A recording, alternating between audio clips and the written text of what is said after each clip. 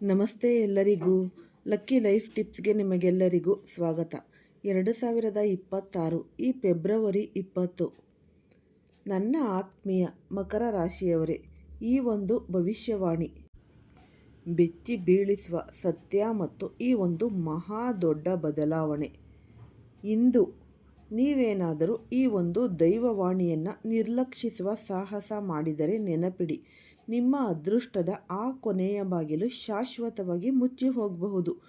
ಆ ಬಾಗಿಲನ್ನು ತೆರೆಯಲು ನೀವು ಎಷ್ಟು ಜನ್ಮಗಳಿಂದ ಹಂಬಲಿಸಿದ್ದೀರೋ ಆ ಅವಕಾಶ ಈಗ ನಿಮ್ಮ ಮುಂದಿದೆ. ಇದು ಕೇವಲ ಒಂದು ಸಾಧಾರಣ ವಿಡಿಯೋ ಅಲ್ಲ, ಇದು ನಿಮ್ಮ ಈ ಒಂದು ವಂಶ ಗೌರವದ ಒಂದು ನಿರ್ಧಾರ. ನಿಮ್ಮ ಸ್ವಂತ ರಕ್ತದವರೇ ನಿಮ್ಮ ಗೌರವವನ್ನು ಮಣ್ಣುಪಾಲು ಮಾಡಲು ಸಂಚು ರೂಪಿಸಿದ್ದಾರೆ. ಇಂದು ಈ ಧ್ವನಿ ನಿಮ್ಮ ಕಿವಿಗೆ ಬಿದ್ದಿದೆ ಎಂದರೆ ಪ್ರಕೃತಿಯು ನಿಮ್ಮನ್ನು ವಿನಾಶದ ಆ ಒಂದು ಭೀಕರ ದೃಶ್ಯದಿಂದ ಉಳಿಸಲು ನೀಡಿದ ಕೊನೆಯ ಮತ್ತು ಅಂತಿಮ ಅವಕಾಶ ಎಂದು ಅರ್ಥ ಮಾಡಿಕೊಳ್ಳಿ. ನನ್ನ ಆತ್ಮೀಯ ಮಕರ ರಾಶಿಯವರೇ, ಈಗ ಬೇಡುವ ಅಥವಾ ಈ ಗೋಗರೆಯುವ ಕಾಲ ಮುಗಿದು ಹೋಗಿದೆ. ಈಗ ನಿಮ್ಮ ತಟ್ಟೆಯಿಂದ ಅನ್ನದ ಕೊನೆಯ ತುತ್ತನ್ನು ಕಸಿದುಕೊಂಡ ಆ ಹಸ್ತವನ್ನು ಮಣಿಸುವ ಸಮಯ ಬಂದಾಯಿತು. ನಿಮ್ಮ ಮೌನವನ್ನು ಈ ಸ್ವಾರ್ಥಿ ಪ್ರಪಂಚವು ನಿಮ್ಮ ದೌರ್ಬಲ್ಯ ಎಂದು ಭಾವಿಸಿದೆ. ಆದರೆ ಈಗ ಮಹಾಕಾಲನ ತಾಂಡವ ಶುರುವಾಗಿದೆ. ಇದರ ಮೊದಲ ಪ್ರಹಾರ ನಿಮ್ಮ ಶತ್ರುಗಳ ಆತ್ಮದ ಮೇಲೆ ಬೀಳಲಿದೆ. ಈ ಸ್ವಾರ್ಥಿ ಪ್ರಪಂಚಕ್ಕೆ ಮಕರ ರಾಶಿಯ ವ್ಯಕ್ತಿ ಆ ಉರಿಯುವ ದೀಪದಂತೆ ಆಗಿದ್ದಾನೆ. ಅವನು ಎಲ್ಲರಿಗೂ ಬೆಳಕು ನೀಡುವ ಭರದಲ್ಲಿ ತನ್ನನ್ನು ತಾನೇ ಸಂಪೂರ್ಣವಾಗಿ ಸುಟ್ಟು ಹಾಕಿಕೊಂಡಿದ್ದಾನೆ. ಆದರೆ ಪ್ರತಿಯಾಗಿ ಅವನಿಗೆ ಸಿಕ್ಕಿದ್ದು ಕೇವಲ ಕತ್ತಲೆ, ತಿರಸ್ಕಾರ ಮತ್ತು ಕೋಪ, ಮೋಸ ಮಾತ್ರ. ಯಾರ ಮನೆ ಬೆಳಗಿಸಲು ನೀವು ನಿಮ್ಮ ರಾತ್ರಿಯ ನಿದ್ರೆಯನ್ನು ಕಳೆದುಕೊಂಡಿರೋ ಅದೇ ಜನರು ನಿಮ್ಮ ಬೆನ್ನ ಹಿಂದೆ ನಿಮ್ಮ ಗೋರಿಯನ್ನು ಅಗೆಯಲು ಯಾವುದೇ ಕಸರತ್ತನ್ನು ಬಾಕಿ ಉಳಿಸಿಲ್ಲ. ನಿಮಗೆ ಆ ಆಳವಾದ ನೋವು ನೆನಪಿಲ್ಲವೇ? ನೀವು ಅನಾರೋಗ್ಯದಿಂದ ಬಳಲುತ್ತಿದ್ದಾಗ, ಹಣದ ಅಭಾವವಿದ್ದಾಗ, ಏಕಾಂತದಲ್ಲಿ ನರಳುತ್ತಿದ್ದಾಗ ನಿಮ್ಮವರೇ ದೂರ ನಿಂತು ನಿಮ್ಮ ಈ ಒಂದು ಬರ್ಬಾದಿಯ ತಮಾಷೆಯನ್ನು ನೋಡುತ್ತಿದ್ದರು. ನೀವು ಯಾವಾಗಲೂ ಎಲ್ಲರಿಗೂ ಒಳ್ಳೆಯದಾಗಲಿ ಎಂಬ ಚಿಂತೆಯನ್ನೇ ಹೊಂದಿದ್ದೀರಿ. ನೀವು ಯಾರ ಹಕ್ಕನ್ನು ಕಿತ್ತುಕೊಂಡಿಲ್ಲ. ಆದರೆ ಪ್ರತಿಯಾಗಿ ನಿಮಗೆ ಸಿಕ್ಕಿದ್ದೇನು? ಕೇವಲ ಆ ಶೂನ್ಯ ಮತ್ತು ಅವಮಾನ. ಇದು ರಾತ್ರಿಯ ಸನ್ನಾಟದಲ್ಲಿ ನಿಮ್ಮನ್ನು ನೀವೇ ದ್ವೇಷಿಸುವಂತೆ ಮಾಡುತ್ತಿತ್ತು. ನೀವು ಮೇಲ್ನೋಟಕ್ಕೆ ಎತ್ತರದ ಪರ್ವತದಂತೆ ಶಾಂತವಾಗಿ ಮತ್ತು ಬಲಿಷ್ಠವಾಗಿ ಕಾಣುತ್ತೀರಿ. ಆದರೆ ನಿಮ್ಮೊಳಗಿರುವ ದುಃಖಗಳ ಸ್ಮಶಾನದ ಬೆಂಕಿ ನಿಮ್ಮನ್ನು ಮಾತ್ರ ಸುಡುತ್ತಿದೆ. ಈ ಪ್ರೀತಿ ಪಾತ್ರರ ಮುಖದಲ್ಲಿ ಒಂದು ಸಣ್ಣ ನಗು ನೋಡಲು ನೀವು ನಿಮ್ಮ ಅಸ್ತಿತ್ವವನ್ನೇ ಪಣಕ್ಕಿಟ್ಟಿದ್ದೀರಿ. ಆದರೆ ಇಂದು ಅದೇ ಜನರು ನಿಮ್ಮನ್ನು ಸೋಮಾರಿ ಮತ್ತು ನಿರುಪಯುಕ್ತ ಎಂದು ಕರೆಯುತ್ತಿದ್ದಾರೆ. ನಿಮ್ಮ ಈ ಒಂದು ಕಠಿಣ ಪರಿಶ್ರಮದ ಫಲವನ್ನು ಯಾರೋ ಲೂಟಿ ಮಾಡಿದರು ಮತ್ತು ನಿಮಗೆ ಕೇವಲ ಹೋರಾಟದ ಧೂಳು ಮಾತ್ರ ಲಭಿಸಿತು. ಇನ್ನು ಎಷ್ಟು ದಿನ ನೀವು ಈ ಒಂದು ಅನ್ಯಾಯವನ್ನು ಸಹಿಸಿಕೊಳ್ತೀರಿ?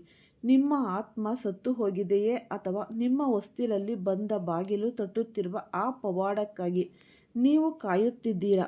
ಇದು ಬ್ರಹ್ಮಾಂಡದ ಅಂತಿಮ ನಿರ್ಧಾರವನ್ನು ಕೇಳಿಸಿಕೊಳ್ಳಿ. ಮುಂದಿನ 48 ಗಂಟೆಗಳ ಒಳಗೆ ನಿಮ್ಮ ವಿಧಿಯ ಪುಟಗಳು ಎಂತಹ ವೇಗದಲ್ಲಿ ತಿರುಗಲಿವೆ ಎಂದರೆ ಇಡೀ ಪ್ರಪಂಚವೇ ದಂಗಾಗಿ ನೋಡುವಂತಾಗುತ್ತೆ. ಇದು ನಿಮ್ಮ ಜೀವನದಲ್ಲಿ ಮಹಾಸ್ಫೋಟ ಸಂಭವಿಸುವ ಸಮಯ. ಇದು ನಿಮ್ಮನ್ನು ನೋಡಿ ಉರಿಯುವವರ ರಾತ್ರಿಯ ನಿದ್ರೆ ಮತ್ತು ಹಗಲಿನ ಚೈತನ್ಯವನ್ನು ಶಾಶ್ವತವಾಗಿ ಕಿತ್ತುಕೊಳ್ಳಲಿದೆ.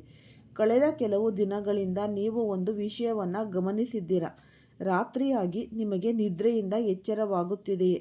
ಯಾವುದೇ ಕಾರಣವಿಲ್ಲದೆ ನಿಮ್ಮ ಎದೆಯಲ್ಲಿ ಒಂದು ರೀತಿಯ ಭಾರ ಮತ್ತು ಅಶಾಂತಿ ಕಾಡುತ್ತಿದೆಯೇ? ಹೌದು ಎಂದಾದರೆ ಕಿವಿ ತೆರೆದು ಕೇಳಿಸಿಕೊಳ್ಳಿ. ಇದು ನಿಮ್ಮ ಭ್ರಮೆಯಲ್ಲ. ಇದು ನಿಮ್ಮೊಳಗೆ ಮಲಗಿರುವ ಆ ಪ್ರಚಂಡ ಶಕ್ತಿಯು ಜಾಗೃತವಾಗುತ್ತಿರುವ ಸಂಕೇತ. ನಿಮ್ಮ ಶತ್ರುಗಳು ತಂತ್ರ ಮಂತ್ರ, ಈ ಕೆಟ್ಟ ದೃಷ್ಟಿ ಮತ್ತು ಈ ವಿಶ್ವಾಸಘಾತದ ಸರಪಳಿಗಳಿಂದ ನಿಮ್ಮನ್ನು ವರ್ಷಗಳಿಂದ ಕಟ್ಟಿಹಾಕಿದರು. ಈಗ ಆ ಸರಪಳಿಗಳು ಮಹಾಕಾಲನ ಉರಿಯುವ ತ್ರಿಶೂಲದಿಂದ ಕತ್ತರಿಸಲ್ಪಟ್ಟಿವೆ. ನಿಮ್ಮ ಯಶಸ್ಸಿನ ಸೂರ್ಯ ಈಗ ಉದಯಿಸಲಿದ್ದಾನೆ. ಅದರ ಒಂದು ಶಾಖಕ್ಕೆ ನಿಮ್ಮ ಶತ್ರುಗಳ ಅಹಂಕಾರದ ಅರಮನೆಗಳು ಮೇಣದಂತೆ ಕರಗಿ ಹೋಗಲಿವೆ. ಪ್ರಕೃತಿಯೇ ಈಗ ನಿಮ್ಮ ಲೆಕ್ಕಾಚಾರ ತೀರಿಸಲು ಇಳಿದು ಬಂದಿದೆ. ಈ ಬಾರಿಯ ಲೆಕ್ಕಾಚಾರ ಎಷ್ಟು ನಿಖರವಾಗಿರುತ್ತದೆ ಎಂದರೆ ನಿಮ್ಮ ಮುಂದಿನ 7 ತಲೆಮಾರುಗಳು ಸಹ ಆ ವೈಭವದಲ್ಲಿ ಸುಖವಾಗಿ ಬಾಳುತ್ತೆ. ಜಾಗರೂಕರಾಗಿರಿ. ಆತ್ಮೀಯ ಮಕರ ರಾಶಿಯವರೇ, ಈ ಸಮಯದಲ್ಲಿ ನಿಮ್ಮ ಸುತ್ತಮುತ್ತ ಅಂತಹ ಕೆಲವು ಮುಖಗಳು ಅಡ್ಡಾಡುತ್ತಿವೆ. ಅವು ತಮ್ಮ ಅಸಲಿ ಮತ್ತು ಭಯಾನಕ ರೂಪದ ಮೇಲೆ ನಮ್ಮವರು ಎಂಬ ಮುಖವಾಡವನ್ನು ಧರಿಸಿವೆ. ಅವರು ನಿಮ್ಮ ಹತ್ತಿರ ಬರುತ್ತಾರೆ, ತುಂಬ ಸಿಹಿಯಾಗಿ ಮಾತನಾಡ್ತಾರೆ, ನಿಮ್ಮ ಕಷ್ಟಗಳನ್ನು ಕಂಡು ಈ ಸುಳ್ಳು ಕಣ್ಣೀರು ಸುರಿಸುತ್ತಾರೆ. ಅವರೇ ನಿಮ್ಮ ದೊಡ್ಡ ಹಿತೈಷಿಗಳು ಎಂಬಂತೆ ನಟಿಸುತ್ತಾರೆ. ಆದರೆ ನೆನಪಿಡಿ, ಅವರ ಮಾತುಗಳಲ್ಲಿ ಜೇನುತುಪ್ಪವಿದ್ದರೆ ಅವರ ಉದ್ದೇಶಗಳಲ್ಲಿ ಭಯಾನಕ ವಿಷ ತುಂಬಿದೆ. ಅವರು ನಿಮ್ಮ ಹತ್ತಿರ ಬರುತ್ತಿರುವುದು ಕೇವಲ ನಿಮ್ಮ ಮನಸ್ಸಿನ ಆ ಕೊನೆಯ ರಹಸ್ಯವನ್ನು ತಿಳಿದುಕೊಳ್ಳಲು ಮಾತ್ರ. ಇದರಿಂದ ಅವರು ನಿಮ್ಮನ್ನು ಸಂಪೂರ್ಣವಾಗಿ ನಾಶ ಮಾಡಬಹುದು. ಈ ಮಾತನ್ನು ನಿಮ್ಮ ಮೆದುಳಿನಲ್ಲಿ ಅಚ್ಚೊತ್ತಿಕೊಳ್ಳಿ. ಪ್ರತಿಯೊಬ್ಬ ಹಸ್ತಲಾಭ ಮಾಡುವವನು ನಿಮ್ಮ ಸ್ನೇಹಿತನಲ್ಲ, ನಿಮ್ಮ ಹತ್ತಿರವಿರುವವನು. ನಿಮ್ಮ ಜೊತೆ ಕುಳಿತು ಒಂದೇ ತಟ್ಟೆಯಲ್ಲಿ ಊಟ ಮಾಡುವವನೇ ನಿಮ್ಮ ಜೀವನದ ಬೇರುಗಳಿಗೆ ನಿಧಾನವಾಗಿ ವಿಷ ಹಾಕುತ್ತಿದ್ದಾನೆ. ಅವನು ನಿಮ್ಮ ಪ್ರತಿಯೊಂದು ಸಣ್ಣ ಯಶಸ್ಸನ್ನು ಕಂಡು ಉರಿಯುತ್ತಾನೆ ಮತ್ತು ನಿಮ್ಮ ಸಂತೋಷವನ್ನು ಕಟ್ಟಿಹಾಕಲು ಅವನು ಮಾಡಬಾರದ ನೀಚ ಕೆಲಸಗಳನ್ನೆಲ್ಲ ಮಾಡಿದ್ದಾನೆ. ಈ ಬಾರಿಯೂ ನೀವು ಭಾವುಕರಾಗಿ ಅವರನ್ನು ನಂಬಿದರೆ ನೆನಪಿಡಿ, ಈ ಬಾರಿ ಬೀಳುವ ಪೆಟ್ಟು ನಿಮ್ಮನ್ನು ಈ ಜನ್ಮದ್ದಲ್ಲ, ಮುಂದಿನ ಹಲವು ಜನ್ಮಗಳವರೆಗೂ ಎದ್ದೇಳದಂತೆ ಮಾಡುತ್ತೆ. ಈಗ ದಯೆ ತೋರಿಸುವ ಸಮಯ ಮುಗಿದಿದೆ. ನಿಮ್ಮ ಈ ಮೃದುತ್ವವನ್ನು ಈ ಸ್ಮಶಾನದ ಬೆಂಕಿಯಲ್ಲಿ ಹೂತುಹಾಕಿ ಮತ್ತು ಕಾಲನ ಆ ಭಯಾನಕ ನ್ಯಾಯವನ್ನು ನಿಮ್ಮ ಕಣ್ಣುಗಳಿಂದ ನೋಡಿ. ನೀವು ಸಾಕ್ಷಾತ್ ನ್ಯಾಯದ ದೇವತೆಯಾದ ಶನಿದೇವನ ಪುತ್ರರು. ಈ ಶನಿ ದಂಡನೆ ನೀಡಲು ಬಂದಾಗ ಆತ್ಮವೇ ನಡುಗುವಂತೆ ಮಾಡುತ್ತಾನೆ. ಆದರೆ ಅವನು ಬಹುಮಾನ ನೀಡಲು ಮುಂದಾದಾಗ ಪ್ರಪಂಚದ ದೊಡ್ಡ ದೊಡ್ಡ ರಾಜರು ಕೂಡ ನಿಮ್ಮ ಮುಂದೆ ಕೈ ಮುಗಿದು ನಿಲ್ಲುವಂತೆ ಮಾಡುತ್ತಾನೆ. ಈ ಕಳೆದ ಹಲವು ವರ್ಷಗಳಿಂದ ನೀವು ಅನುಭವಿಸುತ್ತಿರುವ ಮಾನಸಿಕ ಮತ್ತು ಆರ್ಥಿಕ ಹೋರಾಟ ನಿಮ್ಮನ್ನು ಕೊನೆಗಾಣಿಸಲು ಇರಲಿಲ್ಲ. ಬದಲಾಗಿ ನಿಮ್ಮನ್ನು ಈ ಉಕ್ಕಿನಂತೆ ಮಾಡಲು ಇತ್ತು. ನೀವು ಅನುಭವಿಸಿದ ಅವಮಾನ, ಈ ಬಡತನ ಮತ್ತು ಏಟು, ಈ ಉಸಿರುಗಟ್ಟಿ ಬದುಕಿದ ದಿನಗಳಿಗಾಗಿ ಈಗ ಸಮಯವು ಸೇಡು ತೀರಿಸಿಕೊಳ್ಳಲಿದೆ.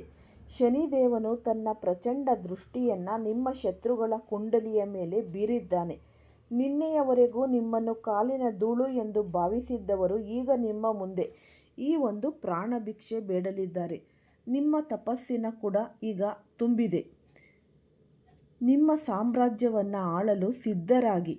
ನಿಮ್ಮ ಜೀವನದಿಂದ ಪ್ರತಿಯೊಬ್ಬ ವಿಷಕಾರಿ ವ್ಯಕ್ತಿಯನ್ನು ಪ್ರಕೃತಿಯು ಕಿತ್ತೆಸೆಯಲಿದೆ. ಅವನು ಎಷ್ಟೇ ಹತ್ತಿರವನಾಗಿದ್ದರೂ ಅವನು ನಿಮ್ಮ ನಾಶಕ್ಕೆ ಕಾರಣನಾಗಿದ್ದರೆ ಮಹಾದೇವನು ಅವನನ್ನು ದಹಿಸಿ ಬೂದಿ ಮಾಡಲಿದ್ದಾನೆ. ಬರುವ ದಿನಗಳಲ್ಲಿ ಧನಸಂಪತ್ತು ಮತ್ತು ವೈಭವದ ಅಂತಹ ಒಂದು ಅಲೆ ಜೀವನಕ್ಕೆ ಬರಲಿದೆ. ಅದನ್ನು ನೀವು ನಿಮ್ಮ ಸುಂದರ ಕನಸಿನಲ್ಲೂ ಊಹಿಸಿರಲು ಸಾಧ್ಯವಿಲ್ಲ. ನಿಮ್ಮ ನಿಂತು ಹೋದ ಹಣ, ಮುಳುಗಿ ಹೋದ ವ್ಯವಹಾರ ಮತ್ತು ಮೋಸದಿಂದ ಕಿತ್ತುಕೊಂಡ ಗೌರವ ಎಲ್ಲವೂ ಈಗ ಕಾಂತಿಯ ಶಕ್ತಿಯಂತೆ ನಿಮ್ಮ ಬಳಿಗೆ ಮರಳಿ ಬರುತ್ತಿವೆ.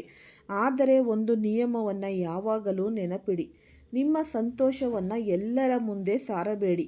ನಿಮ್ಮ ಮನೆಯಲ್ಲಿ ಸಮೃದ್ಧಿಯ ದೀಪ ಹತ್ತಿದ ತಕ್ಷಣ ಅದನ್ನು ಪ್ರಪಂಚದ ಕೆಟ್ಟ ದೃಷ್ಟಿಯಿಂದ ಕಾಪಾಡಿ. ಮಕರ ರಾಶಿಯವರಿಗೆ ತಮ್ಮವರ ಕೆಟ್ಟ ದೃಷ್ಟಿಯೇ ಮೊದಲು ತಲುಪುತ್ತೆ. ನಿಮ್ಮ ಯಶಸ್ಸು ಇಡೀ ಪ್ರಪಂಚಕ್ಕೆ ಕೇಳಿಸುವವರೆಗೂ ಅದನ್ನು ಒಂದು ಆಳವಾದ ರಹಸ್ಯವಾಗಿ ಬಚ್ಚಿಡಿ.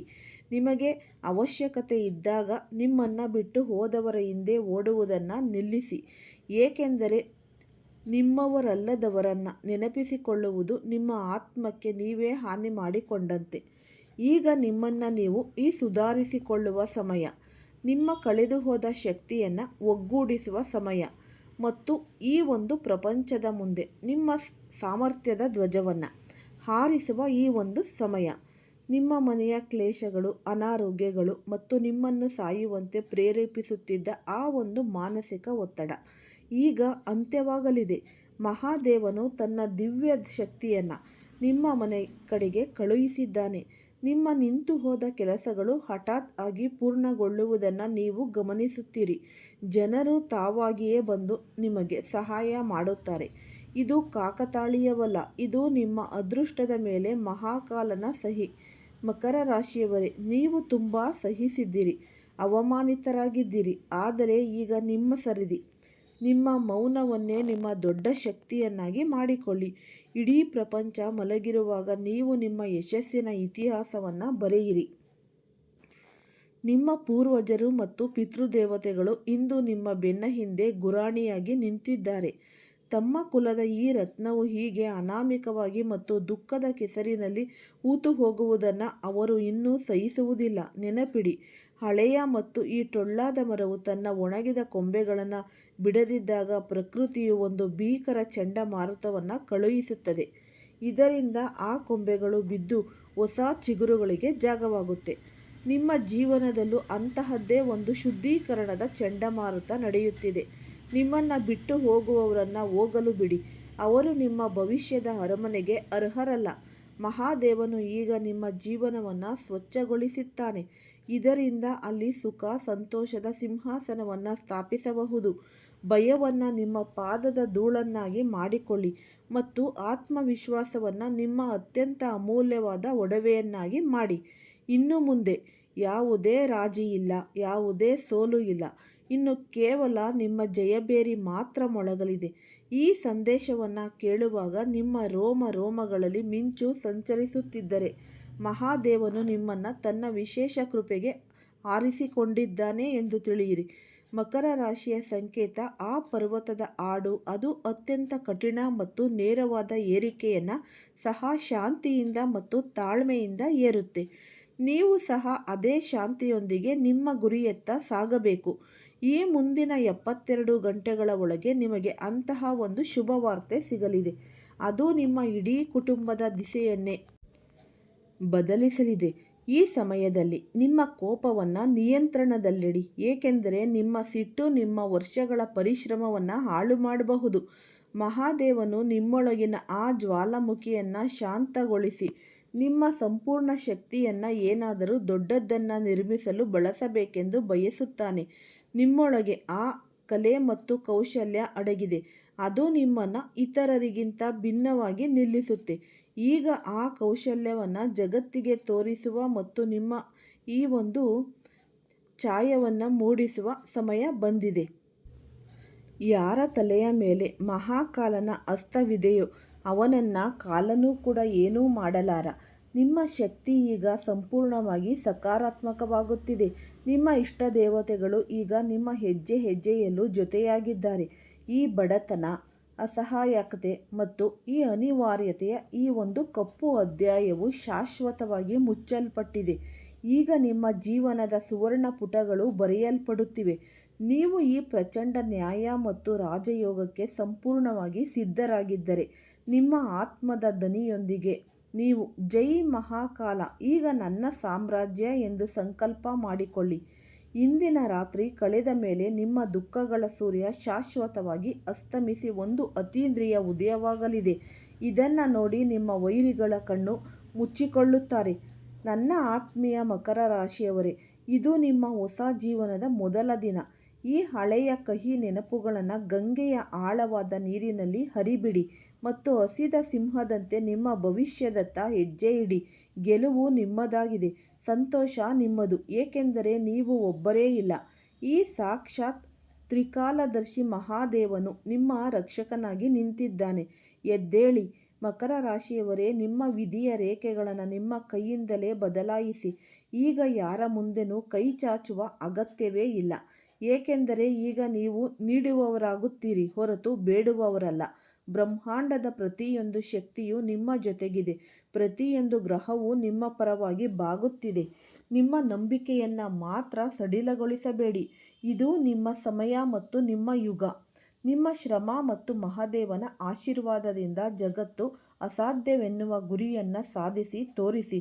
ನೆನಪಿಡಿ, ಹೋರಾಟ ಎಷ್ಟು ದೊಡ್ಡದೋ ಗೆಲುವು ಅಷ್ಟೇ ಭವ್ಯವಾಗಿರುತ್ತೆ. ನಿಮ್ಮ ಭವ್ಯ ಗೆಲುವಿನ ಕತೆ ಈಗ ಬರೆಯಲ್ಪಟ್ಟಿದೆ. ಅದನ್ನು ಬದುಕಲು ಸಿದ್ಧರಾಗಿ. ಎಲ್ಲವೂ ಕೂಡ ಒಳ್ಳೆಯದಾಗುತ್ತೆ, ಎಲ್ಲವೂ ಮಂಗಳವಾಗುತ್ತೆ. ಈ ಉಪಯುಕ್ತವಾದ ಈ ವಿಡಿಯೋ ಮಾಹಿತಿ ನಿಮ್ಮೆಲ್ಲರಿಗೂ ಕೂಡ ಇಷ್ಟ ಆಗಿದೆ ಅಂತ ಭಾವಿಸ್ತೀನಿ. ಇಷ್ಟ ಆಗಿದರೆ ಲೈಕ್ ಮಾಡಿ. ಯಾರಾದರೂ ಹೊಸದಾಗಿ ನೋಡ್ತಾ ಇದ್ದರೆ ಅವರು ಕೂಡ ಈ ಚಾನಲ್ಗೆ ಸಬ್ಸ್ಕ್ರೈಬ್ ಮಾಡಿಕೊಳ್ಳಿ. ಈ ರಾಶಿಯವರು ಯಾರೆಲ್ಲ ಇದ್ದೀರಾ ಅವರು ಹೆಚ್ಚಾಗಿ ಈ ವಿಡಿಯೋವನ್ನು ಶೇರ್ ಮಾಡಿ. ಓಂ ಶ್ರೀ ಶನೇಶ್ವರಾಯ ನಮಃ ಅಂತ ಕಮೆಂಟ್ ಬಾಕ್ಸ್ನಲ್ಲಿ ಕಮೆಂಟನ್ನು ಹಾಕಿ. ಇಲ್ಲಾಂದರೆ ನಿಮ್ಮ ಮನೆ ದೇವರು, ನಿಮ್ಮ ಕುಲದೇವರ ಹೆಸರನ್ನು ಈ ಕಮೆಂಟ್ ಬಾಕ್ಸ್ನಲ್ಲಿ ಹಾಕಿ. ಎಲ್ಲರಿಗೂ ಸಹ ಒಳ್ಳೆಯದಾಗಲಿ. ಜೀವನದಲ್ಲಿ ನೀವು ಅಂದುಕೊಂಡಿದ್ದೆಲ್ಲ ನೆರವೇರಲಿ. ನೀವು ಆದಷ್ಟು ಈ ಎತ್ತರದ ಮಟ್ಟಕ್ಕೆ ನಿಮ್ಮ ಜೀವನ ಏರಲಿ. ಎಲ್ಲರಿಗೂ ಸಹ ಧನ್ಯವಾದಗಳು.